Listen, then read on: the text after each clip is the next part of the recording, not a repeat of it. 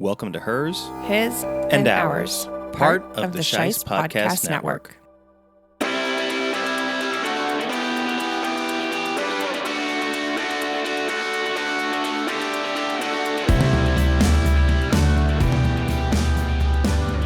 Hello, and welcome to a Hers, His, and Ours special event as we take on the Netflix reality competition show Battle Camp, one episode at a time.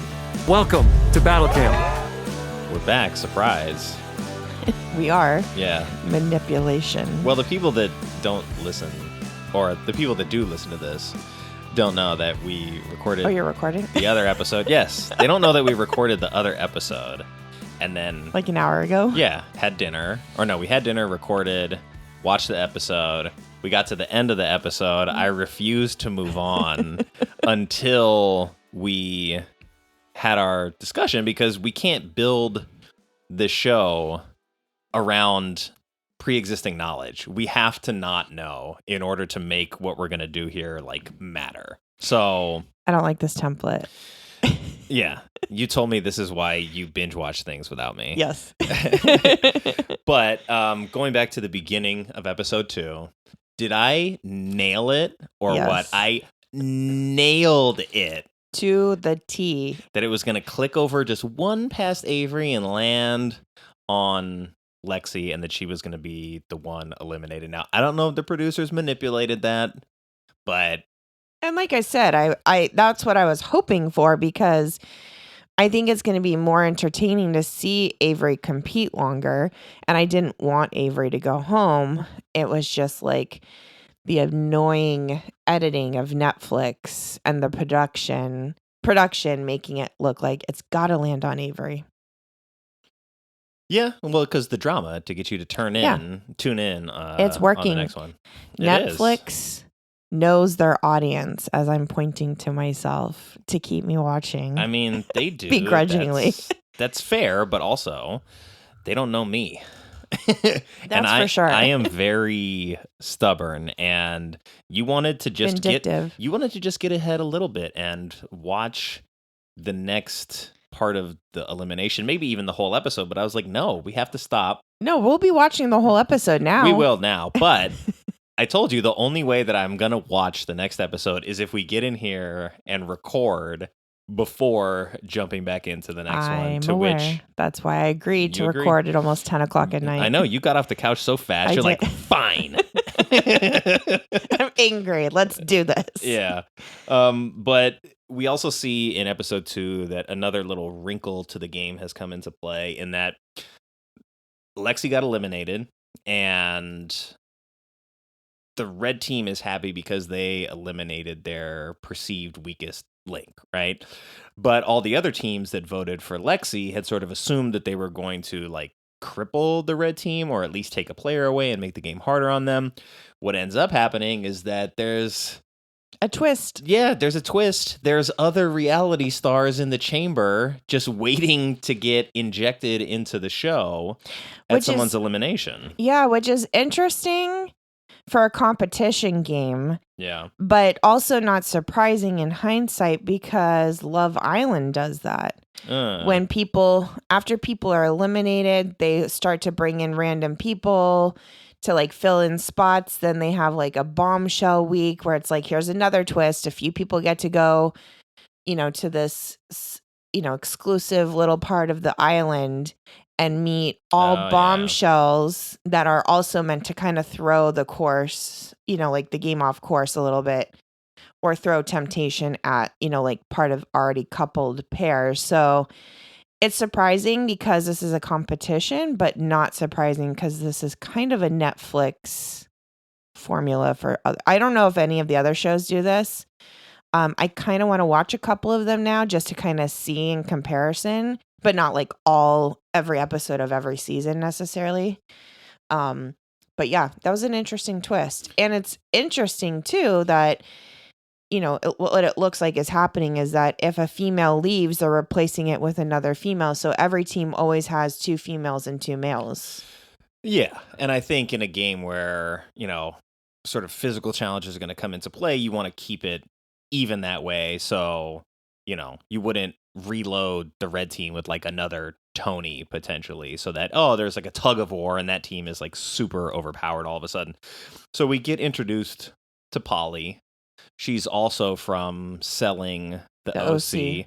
She's British, which is surprising because I've seen other real estate shows where the person is like British for some reason, but they sell like American real estate in Missouri. So it's just random. But she comes in and like her introduction, I said to you, is it possible that I could already dislike her more than I dislike Tony or as much? And they cut to Tony when they first get introduced to, or when she first gets introduced to the red team. And he's like, she's like a female version of me. And I'm like, oh, so even he sees it. Okay, it's not just me. But I think her outward presentation and her inward monologue, like her actual guarded self, is different than... Oh, absolutely. She's a little more self-aware. She's not like the tight pink dress, diamonds, high heels that we see in the introduction. She presents that outwardly, but then since that first introduction of her personality's been way different. And she talked with Gio, who's also from the show, and they're friends, and I kind of think possibly lovers as well, but we'll see if that gets revealed. I don't watch that show, so I don't know. But if I had to put money on it, I might, because they have a kind of chemistry where they're just like, oh yeah, I love her. He says she's blood, which like is intense for a show like this. But he's like, I owe it to her to pull her aside and like give her the lowdown. So he breaks down basically like his view of the entire cast. And so I think from that moment on, like she's like, well, I trust Gio and what he says. So she ranks everybody according to him. Then her team is probably next in the rankings, but she stays quiet and observant for the most part. She's kind of non-threatening because she just got there. So she is just don't want to piss anybody off. Don't want to get anybody to like me too much. Just stay basically neutral for this. And so we head into the second game. And the second game is a sort of strategy game where one person on the team is elected or volunteers as we'll say, central command, right? And so that person is in a separate room, and the rest of the team is out on these wooden planks on this large scalable structure that's, I don't know, 40, 50 feet in the air. And they all line up, and the person in the command room gets a bunch of prompts. And the prompts are like, who's got the biggest ego? Who's the most attractive? Who's the best teammate? That kind of stuff. And so the person in the command center has to pick which person they think matches the description. And then the other three remaining teammates on the plank have to decide who is going to be the one holding the flag. And then if their guesses align, they get the point for that. And so what makes this episode as sort of like intense as it becomes later is that Irina on the yellow team, who was a good strategist for them in the first episode, and I was like, she dialed in on Avery, and she was very aware of her as a threat, and I think is a strategically interesting thinker in that way. But we also talked about us having a bad taste with her leaving off from where we left her on Love is Blind. And so that, I think, started to show up here. And so the yellow team is coordinating, like, who do we want to be the person, the man in the chair, basically? Who do we want to be the person making these decisions? We don't know what the challenge is. It's just somebody has to be the strategist here. And so they ask Irina, they kind of lean to her because I think of what happened in the war room previously. And she backs away from it. She's like, I just don't trust myself, blah, blah, blah. She talks herself out of it, even though I think it seemed like they wanted her to be the one. But then she also has casted doubt in all of their minds at this point. So they end up going with Trey, who I think is a good choice in that position. And then when they get up first on the plank, the first question is, who's got the biggest ego? And so Trey's like, well, of course, it's our athletic, handsome nose ring Spartan, Louis. Who was on Too Hot to Handle. He's our biggest ego guy. And he knows it. He and knows Gabby it. agrees. Gabby knows it. And so there's two of them that are like, well, it's obviously him. Trey would obviously pick me. And for some reason, Irina like gets in there and makes it about her. And well, maybe because I was on Love is Blind and blah, blah, blah. And she talks them somehow into giving her the flag. But for me, the whole thing there that like screwed it up, it's like, one, her rationale wasn't good. Two, more importantly, was that she literally just sat in front of the three of them and was like, I don't have the confidence to be this person. And then is like, I want the flag for biggest ego. Like, it makes no sense. It makes no sense. The Love is Blind rationale also makes no sense when Louis was on Too Hot to Handle, just like the title of the shows. And Love is Blind was based on finding a love connection without looks involved. Like, it doesn't even make sense just from a show title perspective.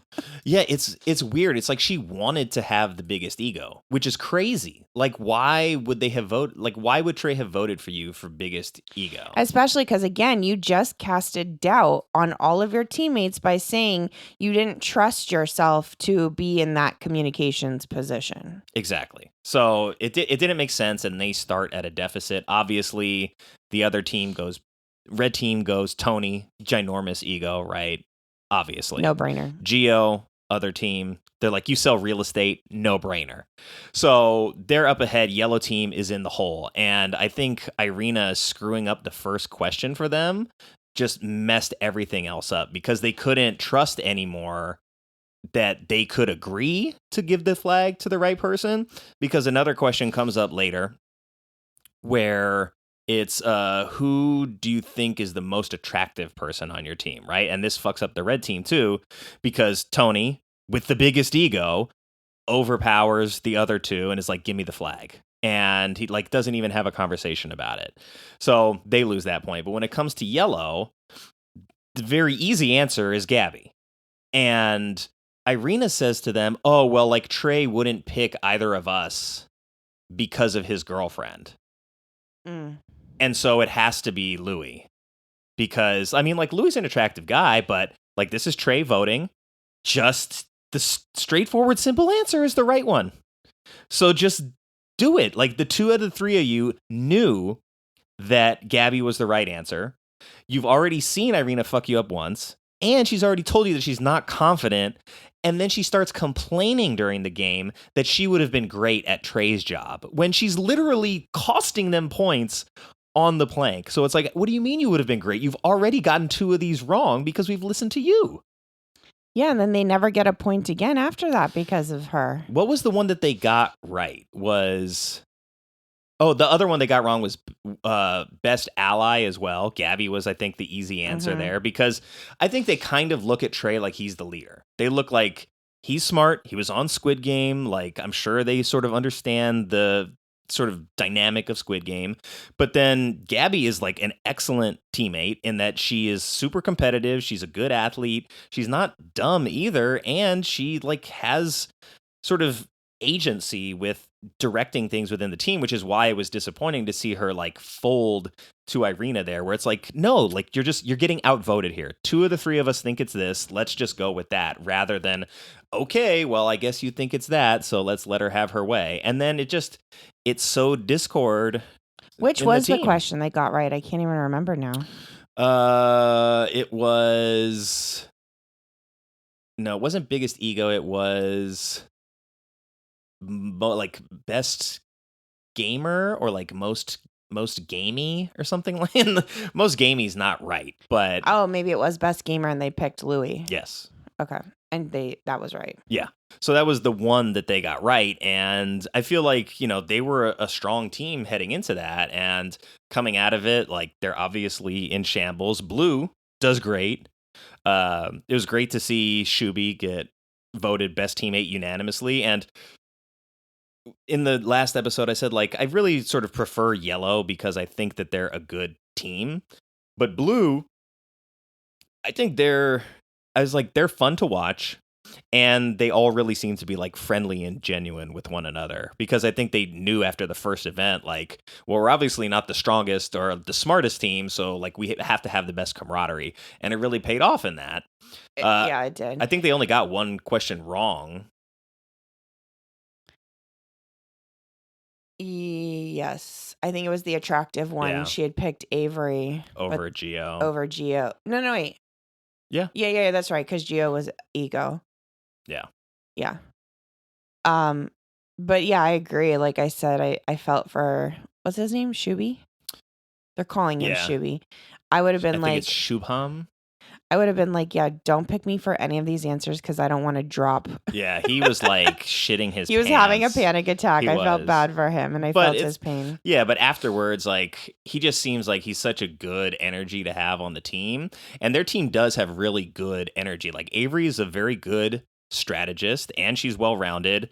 Gio is like the muscle, but also like fairly well-rounded. Like, they're a very balanced team, and I like balance. So I think they might actually be a bigger threat as the competition goes on, especially if, say, like Shuby were to get eliminated and they get a sort of like Tony type of athlete to the team. They might be really tough to deal with. Yeah, and I think Yellow Team was smart to still try and blindside Irina because, I mean, if she goes home, we don't know, right? Because now they know she's just getting replaced and they're not a man down technically. So they kind of have an upper hand in that way. Yeah, that curveball at the beginning of episode 2 mattered a lot, but the blindsiding was interesting. But Irina removed herself from the team after she messed up because they did the punishments and it was ice baths. And so her and Georgia and Lorenzo all went into the ice bath. They all made it through the first 5 minutes, which was tough enough, but then they have to hold their breath in the ice bath. Irina lost in 20 seconds, and the other two went for a minute 40, basically. Oh my God. Insane. And you know, when we 20 seconds. When we do cryo, it's like 3.5 minutes, and they're doing this for almost 7 minutes in ice water. Ice bath is worse than cryotherapy. I know, but that's what I'm saying. Like, cryo is hard for me sometimes, full body. And like, Lorenzo's like, my balls are frozen. This is insanity that they did this. And I was really rooting for Georgia to win that. Yeah, I feel like Georgia is fairly genuine. Like, I feel like I'm softening on Lorenzo a little bit because at least he's aware that, like, Tony's not his friend and is a threat. And they were talking about probably having to try to eliminate Tony or put his name on the wheel so that, like, there's a little bit of fear of God in him. He's still very much a diva. He's still kind of entitled, and he still doesn't rub me exactly the right way, but he is entertaining, and I like him and Georgia together on the red team. So if they keep Polly and lose Tony, I think the three of them are actually not that bad. So it'll be interesting to see how my perception of the teams begin to change over time as the players on the teams change.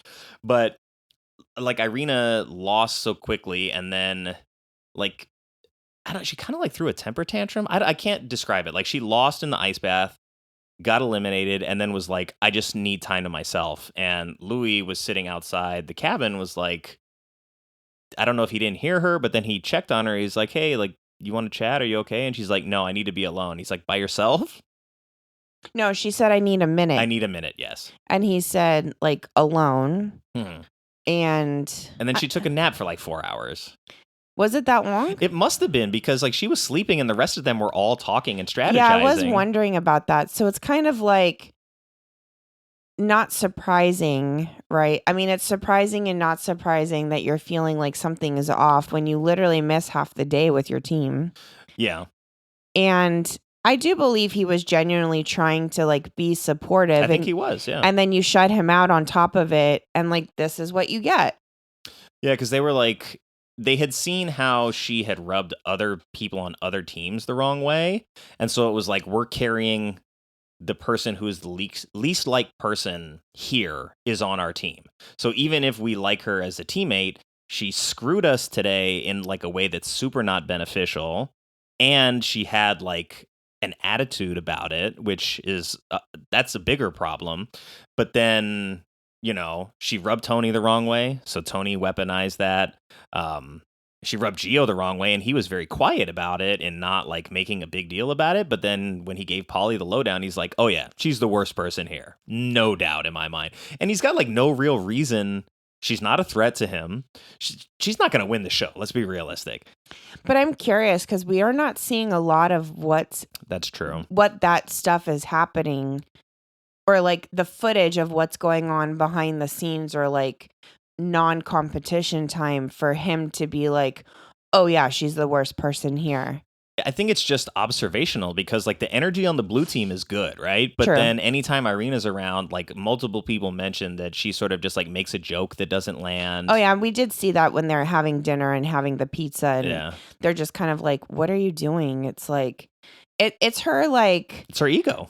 I mean, I see why she thought she had the biggest ego. Yeah, it's her ego. Because she probably literally does, but Trey wouldn't have given her the flag for ego. Yeah, I think it's also just retaliatory behavior when she's like not getting her way. It's a little childish in that she is throwing kind of a temper tantrum. She is. She made it, and then she kind of made it all about her when she's like, I need to go be by myself, right? So you left your team to go out there and like talk and resource, and you find out that nobody likes Irina. And then the best strategy is, well, we have to blindside her and get her off the board because we can reload our team with somebody else. And if they don't, it keeps a target on all of their backs by keeping her. It does. I think strategically it's the right move. And so we started counting up votes because it was like, all right, she's already on the board. She lost the challenge. That's 2. We saw Avery voted for her. That's 3. We saw her team is going to vote for her. That's 6. We know that Tony was planting the seed, so that's 7. And then it was like, well, maybe Georgia and Lorenzo don't because maybe they want to vote for Tony and scare him. But they didn't. They went in lockstep and voted for Irina. Georgia voted for Irina. Everybody voted for Irina except Irina, who voted for Tony. And so she's last in round 1 or week 1, day 1, whatever. Avery and Lexi were equally on the board with 7 each. And then this time, Irina was on the board 12 times. 12 out of 18. 12 out of 18. So the other 6 were Tony, Trey, Louie, Lorenzo. Who else? Well, it It was the yellow team, Gabby, and then somebody else. Well, it started off with Irina twice. Yeah. So she had 12 though. Because the four yellow team, so But she is yellow team. I know. So that's what I'm saying. It was Trey, Gabby, Louie, and Irina were the first 4. Then Irina went in and Georgia a second time. No, Georgia's red team, and she won the challenge, so she stayed off. Sorry, Lorenzo. Lorenzo was the other one who was on the board. So that was the first 6. And then 12 more were Irina because they all voted. Polly, Tony, Georgia, Shuby, Gio, Avery, and Corey all voted for her. Corey Tyler. Oh, yeah. Yeah. Corey, not Courtney? It is Corey, yeah. Okay. Quori. Corey Tyler. So Corey. Okay. Not like quarry where you get marble and rocks. Okay. Moving on. Maybe I don't know. So yeah, she's on the board a lot. Her getting gutted still kind of sucked to see, but she goes into the room before the vote. Trey is in a suit, and I'm like, uh-oh. It's like, he's like, if I'm going home, I'm going to go home in style at least, and I respect that. And like, so he's not out there in a blanket or anything. He's the only one that was actually trying to blindside her, I feel like. He gave her an answer about who he was voting for, who he thought people were voting for, and then he wore a suit thinking in case he was going home to let her think like he maybe voted for as well. Yeah, so she goes into the room with them, and she's like, sorry, I've kind of like not been around all day. We didn't talk about like who we're voting for. And then she asks Louis, and he says he's not voting for Tony, I think. I'm pretty sure he said no because I don't view him as a threat, which is weird. Or what he really said is I'm voting for Tony because I think other people don't view him as a threat. But either way, this fool is nervous fidgeting like crazy with a Rubik's Cube. The way he was handling that Rubik's Cube so quickly, I was like, you guys, he's a fucking threat. Like, he was doing it so many times and so quickly. Pay attention to that, guys. Like, I have a fidget cube for like when I have anxiety or nervous energy, and I don't really use it that much, but it's not a Rubik's Cube. But if I'm trying to lie to your face about deceiving you and you see me pick up my fidget cube, you can probably bet that I'm lying at that point. So he says that. They go to Gabby. Gabby just breaks down crying and is like, I didn't want to vote for anybody. And it's like, that's a loaded answer. And then I can't tell if it's just the editing or not, because there's no way I think Irina could leave that room and then be like, they're not voting for me, right? She knows something's up, but I think that was edited in after versus she actually said it beforehand. No, because that was in an interview in the voting room, I think, separately. Yeah, she's like, there's some weird energy. Like, I think I'm just overthinking it. And it's like, no, you're overthinking. Got you. The one time you're thinking correctly. Yeah, no, you were right. It's like none of your teammates gave you a straight answer. You guys didn't powwow and just be like, let's all vote for Tony. Like, and I feel like as the yellow team, they should have done a better job of like their camouflage, where as soon as she asks you who you're voting for, they'll just be like, Tony, yeah, easy decision, and move on. And then when she's blindsided, she's blindsided.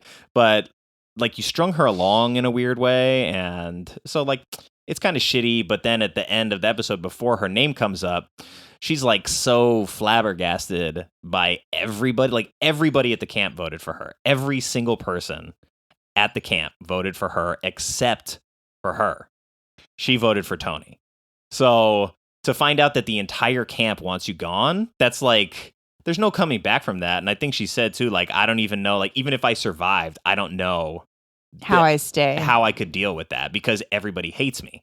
So she just walked off before the wheel was even spun, which I don't know what's going to happen now, but the episode ended, and so this is why we're recording, so we can watch the next one. It is why. So I hope if you're watching this, or not this, but if you're watching the show and if you're listening to this, you're having fun with us.